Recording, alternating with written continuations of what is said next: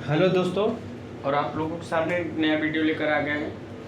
फिर ये अभी चल रहा है। अभी देखो, आपको टू पार्ट नेटवर्क पढ़ाना है। वो बहुत लंबा केस है, तो उसको अभी आपको TG2 वाले में नहीं आता, उसको लास्ट में ले चलते हैं। टू पार्ट नेटवर्क, ठीक। तो टू पार्ट नेटवर्क को लास्ट पार्ट में चलते, क्योंकि बड़ा है। H parameter, hybrid parameter, Z parameter, तो सारे हैं। तो अभी हम लोग पढ़ रहे हैं सेल्फ इंड्यूस्ड ईएमएफ। तो कल हम लोग सेल्फ पढ़े थे, आज म्यूचुअल पढ़ेंगे। थोड़ा सेल्फ बारे में जानेंगे, फिर म्यूचुअल बारे में जानेंगे, फिर उसका सारा फार्मूला ड्राइव करेंगे। एक चीज़ और है, मेरे वीडियो अच्छी लगे तो लाइक और सब्सक्राइब करें, अपने दोस्त साथ शेयर कीजिए। और हाँ, मन लगा कर पढ़ें, क्योंकि कंपटीशन बहुत है, बहुत कंपटीशन है। कंपटीशन बोलो इतना है कि पूछिए मत, कंपटीशन बहुत ज़्यादा है। तो इस हिसाब से आपको मन लगा कर पढ़ना पड़ेगा। आइए हम लोग थोड़ा सेल्फ इंडक्टेंस का थोड़ा एक प्रॉपर्टी जान लें। जैसे कि मान लीजिए एक कॉइल है, हाई रिएक्टेंस कॉइल होती है, ठीक। इसमें करंट क्या फ्लो होता है, आई। अब इसमें फ्लक्स क्या है, फ्लक्स है, ठीक। तो इसमें सेम का वोल्टेज होता है V1, समझ। सेम का वोल्टेज क्या होता है, V1 होता है, या V मान लो, सेम का वोल्टेज V मान लो। इसमें फ्लक्स क्या होगा, अगर हम लिखें तो d∅/dt लिख सकते हैं। और इसमें करंट है, तो करंट को हम लिख सकते हैं क्या, di/dt लिख सकते हैं। किसके प्रोपोर्शनल लिख सकते हैं, ए फ्लक्स है, म्यूचुअल ए फ्लक्स है, सेल्फ इंडक्टेंस प्लस बोल सकते हैं। ये आपका फ्लक्स है, क्या है, फ्लक्स है, ठीक। क्या है, फ्लक्स है, करंट है। अगर हम इसको लिखें बी प्रोपोर्शनल, क्या लिखें, बी प्रोपोर्शनल, और इसको यल बोलते हैं। तो बी प्रोपोर्शनल क्या लिख सकते हैं, di/dt, और बी इक्वल टू एन, क्या लिख सकते हैं, एन माइनस करके di/dt। अब बी प्रोपोर्शनल अगर हम d∅/dt लिख सकते हैं, क्योंकि फ्लक्स परिवर्तन, करंट परिवर्तन के कारण तो वोल्टेज इंड्यूस्ड हुआ। इसे क्या लिख सकते हैं, आई है ना, तो इसे एल लिख सकते हैं, ऐसे एल लिख सकते हैं, क्योंकि फ्लक्स है, नंबर ऑफ टर्न्स फ्लक्स पर डिपेंड है। तो अब हम लोग इसको इक्वल कर दें, दोनों को अगर हम इक्वल कर दें तो माइनस एल, यहाँ L1 कर दें, N1, ठीक।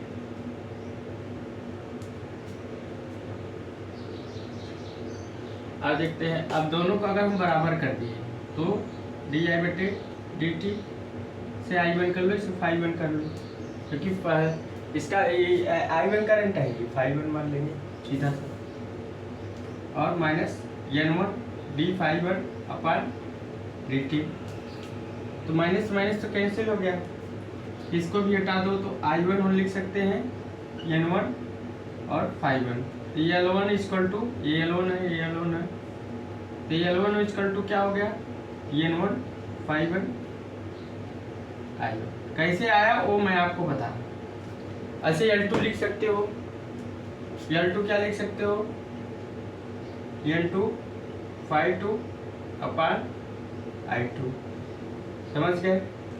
अब V बराबर हमारा क्या आ गया, अगर इंड्यूस्ड ईएमएफ स्वयं का इंड्यूस्ड ईएमएफ है V, तो V बराबर हमारा आया L di/dt n d∅dt, ये चीज आ गया, ये भी रिलेशन। तो सेल्फ इंडक्टेंस आया कैसे, वो आपका डिफरेंट, वो मैं ड्राइव कराया कि जो L1 आया कैसे, L2 का आया कैसे। तो L1 इस हिसाब से आया, समझ गए होंगे, नोट डाउन कर लीजिए। ये सेल्फ इंडक्टेंस है, ठीक। क्या है, सेल्फ इंडक्टेंस है। आया तो आया कैसे, वो आपको बताया जा रहा है, ठीक। आपको समझाया जा रहा है कि कैसे आ रहा है, वो चीज़ आपका डिपेंडेंसी है। अब हम म्यूचुअल इंडक्टेंस चलेंगे।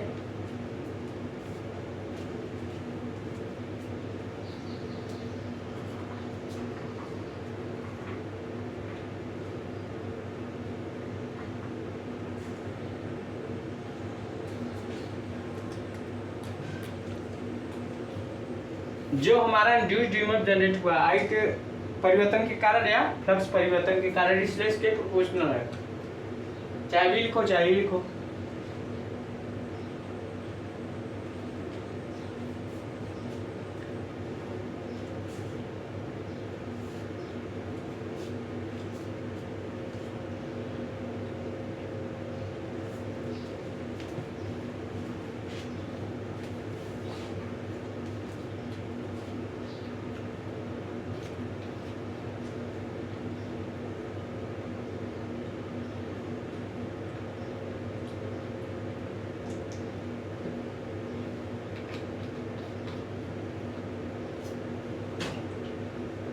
अब हम लोग आगे चलते हैं और क्या लिखते हैं,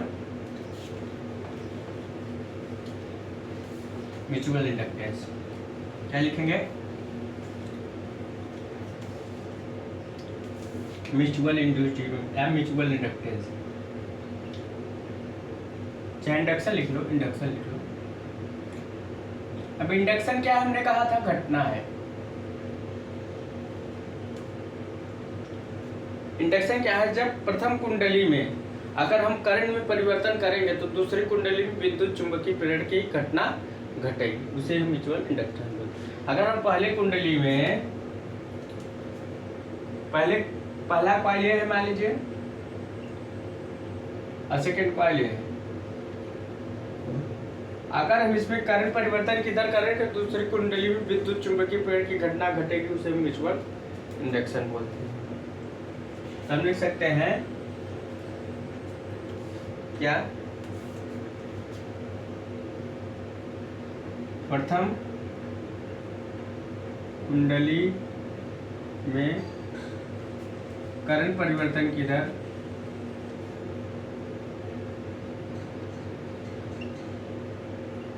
करंट परिवर्तन की दर के कारण, करंट परिवर्तन के कारण, दर के कारण दूसरी कुंडली में, प्रथम कुंडली में करंट परिवर्तन दर के कारण दूसरी कुंडली में विद्युत चुंबक प्रेरण की घटना घटती है, उसे हम क्या कहते हैं, म्यूचुअल इंडक्शन कहते हैं। अब एक होता है म्यूचुअल इंडक्टेंस। इंडक्शन तो हो गया, इंडक्टेंस। अब देखो इंडक्टेंस एक तो प्रॉपर्टी है, इंडक्टेंस एक क्या है, प्रॉपर्टी है।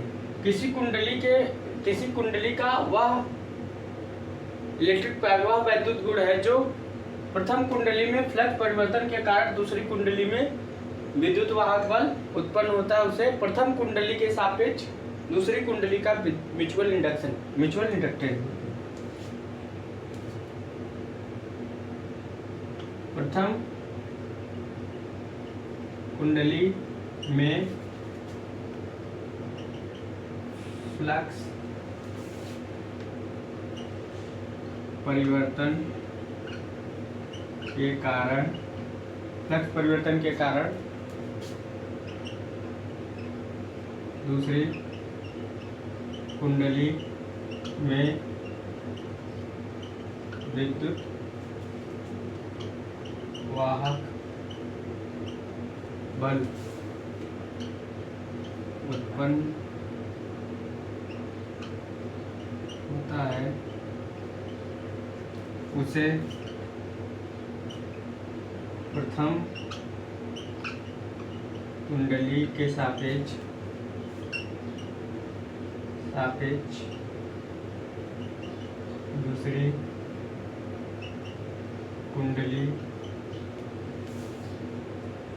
दूसरी कुंडली का म्यूचुअल इंडक्शन कहते हैं।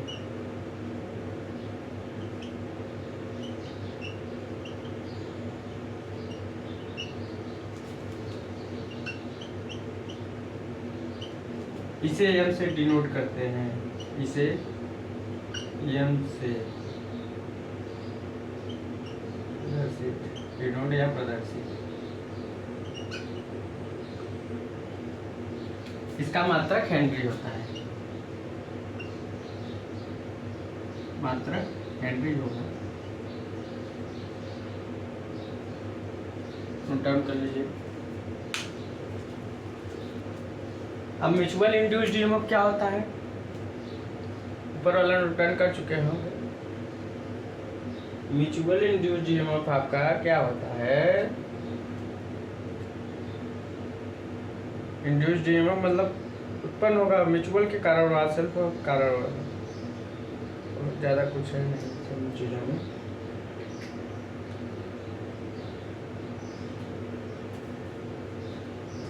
देखो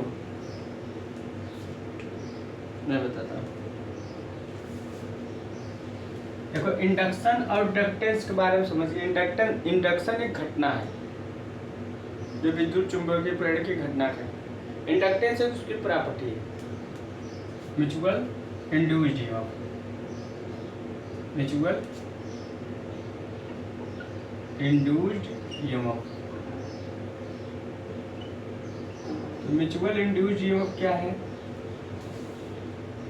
किसी कुंडली में फ्लक्स परिवर्तन के कारण दूसरी कुंडली में विद्युत वाहक बल उत्पन्न होता है, उसे म्यूचुअल इंड्यूस्ड ईएमएफ। म्यूचुअल के कारण इंड्यूस्ड ईएमएफ उत्पन्न, मतलब जो इंड्यूस्ड ईएमएफ हो रहा है प्रथम कुंडली के कारण दूसरे में उत्पन्न हो रहा है, म्यूचुअल के कारण। ये आपस में कुंडलियां पास पास है, ठीक। इसमें हम लोग लिख सकते हैं प्रथम कुंडली में फ्लक्स परिवर्तन के कारण दूसरी कुंडली में विद्युत वाहक बल उत्पन्न होता है, ठीक। इसे अब विद्युत वाहक बल किसके कारण, म्यूचुअल इंडक्टेंस के कारण। नीचे वाला नोट डाउन कर लिया हमने। अब थोड़ा म्यूचुअल इंडक्टेंस करते हैं क्या। अब हम थोड़ा जैसे मान लीजिए तो कॉइल है, यहाँ से एक कॉइल है, यहाँ आपस में परस्पर है यहाँ। अब इसमें हमने करंट फ्लो I1 दिया, ठीक। तो इसमें देखो थोड़ा सा इसको हटा, अब देखो थोड़ा सा आपको समझाना, जैसे अपना अपना फ्लक्स है और ये दोनों का फ्लक्स है, म्यूचुअल फ्लक्स जिसको। इसका फ्लक्स 5I1, इसका फ्लक्स 522, इसका फ्लक्स क्या होगा, इसको बोलते हैं सेल्फ फ्लक्स। क्या बोलते हैं, सेल्फ फ्लक्स। इसको बोलते हैं म्यूचुअल फ्लक्स।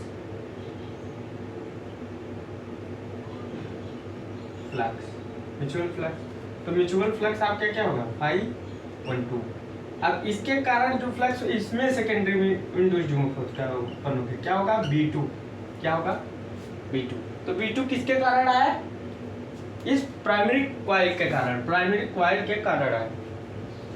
तो अगर हम इसे टोटल लिखें 5-1, तो हमारा क्या हो जाएगा 511 प्लस 512, समझिए। अगर हम B2 लिखे, B2 कारण हमारा क्या है, यम आया, और यम तो आ ही जाएगा, चाहे प्रोपोर्शनल लिखो चाहे डायरेक्ट लिखो। और क्या है DI1/dt, ये आया। अब माइनस ला दो, B2 कारण क्या है, N2 आएगा, क्योंकि N2 आएगा, ठीक। और d5I12 आएगा, क्योंकि प्रथम कॉइल के कारण, प्रथम करंट के कारण हमारा V2 किसके आ रहा है, प्राइमरी फ्लक्स के कारण हमारा V2 है, प्राइमरी करंट कारण हमारा V2 है। समझ गए हम ये कैसे आ रहा है। आइए हम चलते हैं तो dt। तो अगर हम बराबर कर लें तो बराबर हो जाएगा, तो कैंसिल हो जाएगा m di1/dt और n2 माइनस माइनस कैंसिल ही हो जाएगा, d5I1/dt माइनस कैंसिल क्या बचा है m, यहाँ m1 लिख दें क्योंकि m1 म्यूचुअल इंडक्टेंस m1 आ रहा है, m1 I1 n2 तो क्या हो जाएगा 5I2 हो जाएगा। तो अब यहाँ क्या हुआ m1 5I12/I1 आया कैसे, समझ गए। प्राइमरी कॉइल का नोट डाउन कर लीजिए। ऐसे हम m2 भी आ जाएगा, सेम ऐसे आ जाएगा, कर लीजिए। तो देखो कभी m1 का अगर फार्मूला पूछे एक चीज याद रखिएगा, n2 5I1 5I2 मतलब 512 I1 मतलब प्राइमरी फ्लक्स और करंट फ्लक्स सेम रहेगा, फ्लक्स और करंट सेम रहेगा, मगर नंबर ऑफ टर्न्स अपोजिट रहेंगे। नंबर ऑफ टर्न्स क्या रहेंगे, अपोजिट रहेंगे। ये चीज़ याद रखना, क्योंकि ये चीज़ लोगों को कंफ्यूज बहुत बनाती है। ये चीज़ याद रखना, नंबर ऑफ टर्न्स जो रहेगा अपोजिट रहेगा। फ्लक्स और करंट तो सेम रहेंगे, म्यूचुअल फ्लक्स में, म्यूचुअल इंडक्टेंस में फ्लक्स करंट तो सेम रहेगा ऊपर नीचे, मगर नंबर ऑफ टर्न्स अपोजिट रहेगा। ये चीज़ याद रख लीजिएगा। अब हम लोग चलते हैं क्या,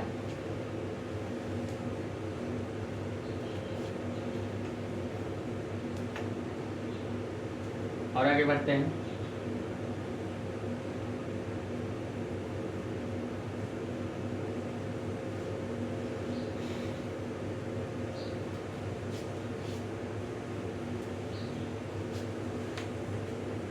नोट डाउन कर लिए होंगे।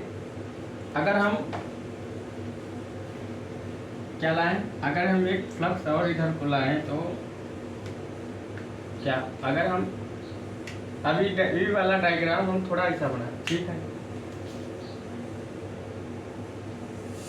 अब हम 522 के कारण लाए, सेम फ्लक्स रहेगा तो थोड़ा सा इंटरचेंज क्या रहेगा। अब यहाँ हम 5-2 सेम करंट, अब यहाँ से I1 हटा देंगे, यहाँ से करंट हमारा, यहाँ से करंट I2 हो जाएगा, यहाँ V2 तो हमारा उत्पन्न, अब हम V1 में उत्पन्न करेंगे इंडिविजुअल में। अब यहाँ फ्लक्स में परिवर्तन करेंगे तो यहाँ उत्पन्न होगा क्या, V1 उत्पन्न होगा, करंट I2 है। अब यहाँ 522 है, अब ये हो जाएगा आपका 521। तो चाहे आप लोग वैसे लिखिए, चाहे डायरेक्ट लिख डालिए। तो अगर हम V1 के कारण करें m2 di2/dt, क्योंकि हमारा जो V1 आ रहा है सेकेंडरी कारण आ रहा है V2 माइनस n1 d521/dt बराबर कर लेंगे, बराबर हो जाएगा। तो m2 di2/dt, n1 minus minus cancel कर देते हैं, d521/dt। तो क्या करेंगे, काट देंगे। तो m2 I2 हो जाएगा, n1 521 हो जाएगा। m2 हमारा क्या निकला,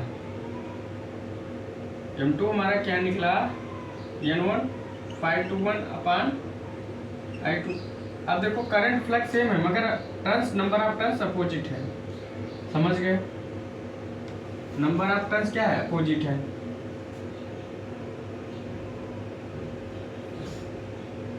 नंबर ऑफ टर्न्स क्या है, अपोजिट है। इसमें के क्या है, अगर के, इसमें क्या आता है, के एक चीज आता है कोफिशिएंट ऑफ कपलिंग बोलते हैं।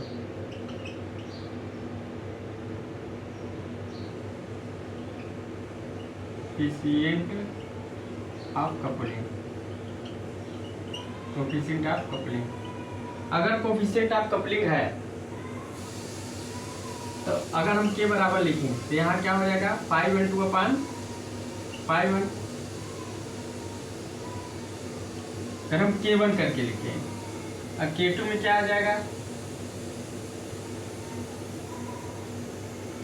5/2/5।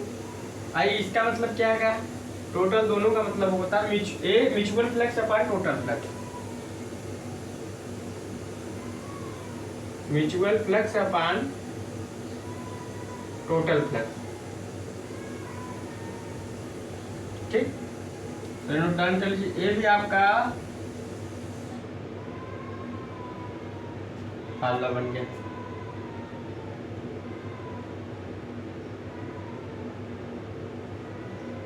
इतना हो गया। अभी हमारा नोट डाउन हो गया है, कैसे आ गया कैसे आया हमने सारा ला दी कि जो M2 में कैसे आता है, L1 में कैसे फ्लक्स आता है, वो हमको जानना जरूरी था।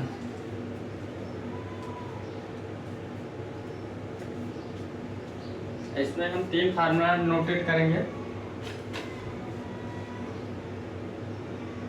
पहला फार्मूला तो आपका है क्या म्यूचुअल फ्लक्स का, मतलब म्यूचुअल इंडक्टेंस का। अगर हम M1 और M2 कर देंगे तो बराबर हो जाएगा। अब देखो इसको हटाते हैं,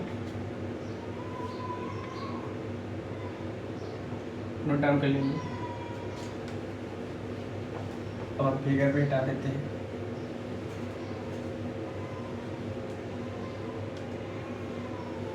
अब हम यही रखते हैं थोड़ा सा, ये वाला फॉर्मूला क्या जानते हैं, ये वाला थोड़ा ऊपर लिखते हैं। देखो अगर m बराबर क्या है m1, या m बराबर मान लो m1 इंटू m2, m बराबर m1 मान लीजिए, चलो m1 तो क्या है n2 5/2/I। इतना है था फार्मूले में, पता है। अब अगर हम इसको हम 5/2 मतलब 5 नहीं है 5/2 बराबर हम मान ले n1 I1/L/μ या यस मान लो, चाहे यस मानो चाहे हम इससे बराबर इतना लिख सकते हैं n1/I1/यस। तो इसी में हम रख दें, चलो इक्वेशन 1 में हम रख देते हैं n2, अब 5/2 की वैल्यू में रखते हैं n1 I1/I1 नीचे है ही इंटू यस, I1 से I1 कैंसिल हो गया। तो M1 बराबर क्या हुआ, M1 बराबर आपका क्या हुआ n1 n2/, यस हो गया,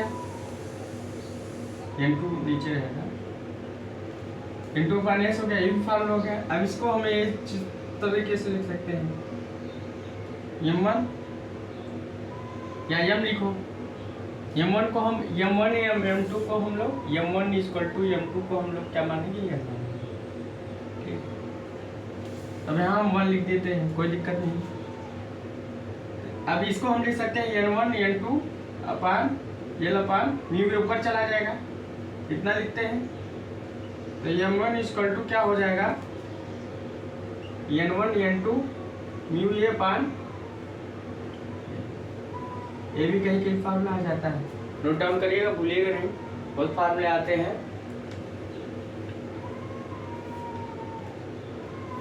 उसके बाद एक फार्मूला और आता है, अगर हमारा हम फार्मूला में क्या जानते हैं,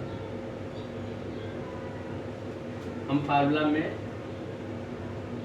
क्या जानते हैं, अगर हम जानते हैं फार्मूला तो सेम है, कोई दिक्कत नहीं, m I1 I2 5I1 ना जानते हैं। अगर हम माइनस कर दे दोनों साइड, माइनस करके dI1/dt कर दे माइनस n2 d5/2/dt कर दे, तो ये आपका क्या हो जाएगा, ये हो जाएगा, ये आपके क्या हो जाएगा, ये हो जाएगा, ये = क्या हो जाएगा -m dI1/dt। समझ गए? आया किसे समझ में आ रहा होगा?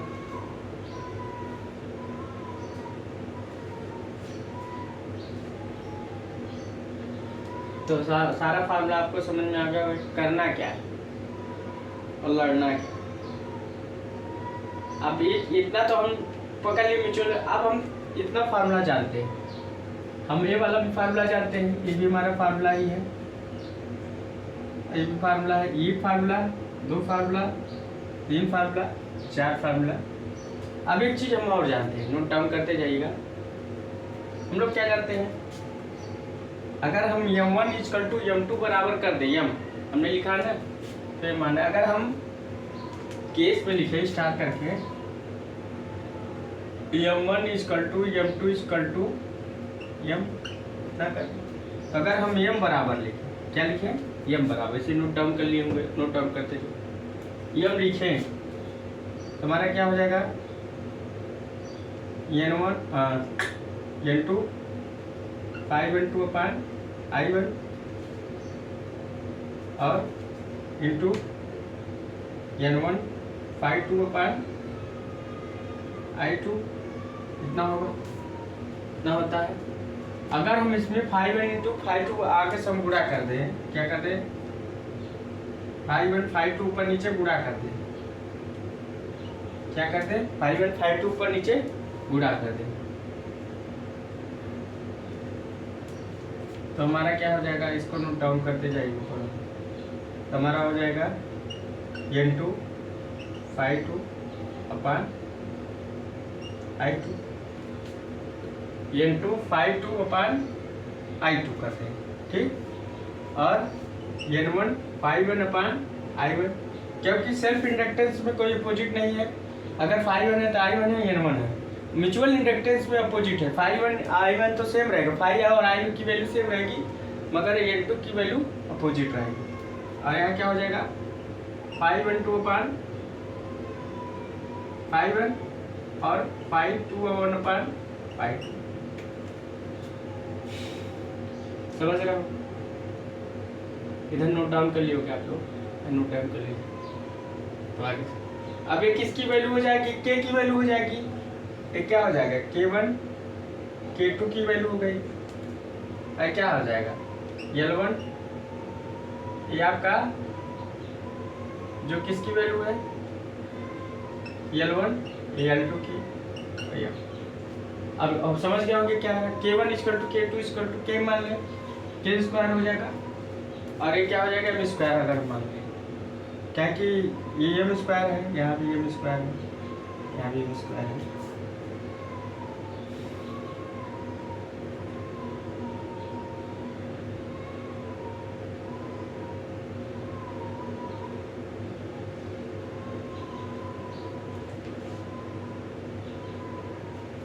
इधर नोट डाउन कर लिए होंगे। अब हम लोग थोड़ा इसको चलते हैं और आगे चलते हैं। अब इतना आ गया हमारा, तो हम क्या लिख सकते हैं, mn = L1 L2। अब हम k1 = k2 = k मान लें, k मान लिया, तो हमारा mn = क्या निकला, k² हो जाएगा, क्योंकि k1 = k2 = k²। Under root में क्या हो जाएगा, L1 × L2। k क्या है, कोफिशिएंट ऑफ कपलिंग। अगर हमारा देखो रिलेशन है, कभी कभी पूछ लेता है m = k अंडर रूट में L1 × L2। अगर हमारा k की वैल्यू <1 से कम है, तो ये में अपान अंडर रूट में L1 × L2, तो क्या हो जाएगा 1। तो ये क्या हो जाएगा, याद रखिएगा, कभी कभी ये भी पूछ लेता है, ये भी पूछता है, और अंडर रूट में L1 × L2 ये भी पूछता है। अगर हम 5/2/521 क्या हो, मैक्सिमम हो, तब यहाँ क्या होगा, मैक्सिमम। तो यहाँ क्या बचेगा, m = k = maximum mutual flux. तो अगर हम k = 1 रखते हैं, k = 1, तो यहाँ क्या होगा, मैक्सिमम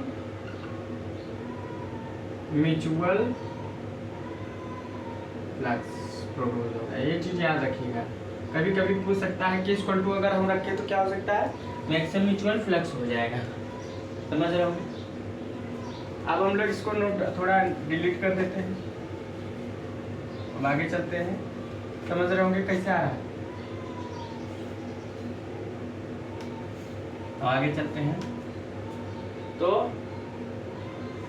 ना हो गया।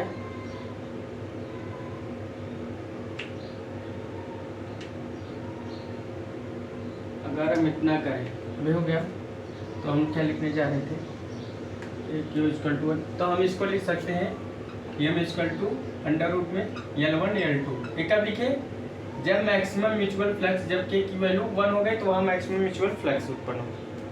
समझ गए होंगे। आज की क्लासेस बड़ी इंपॉर्टेंट थी, क्या क्या उसमें बढ़ाना भी और कुछ बाकी है, डॉट प्रोडक्ट क्या प्रोडक्ट क्या जोड़ना क्या घटाना है सब बताएंगे। तो आप लोग मन लगा कर पढ़िए और मस्त रहिए, और इस वीडियो को शेयर कीजिए अपने दोस्त साथ, क्योंकि ये वीडियो आपके लिए हेल्पफुल हो सकती है। So thanks.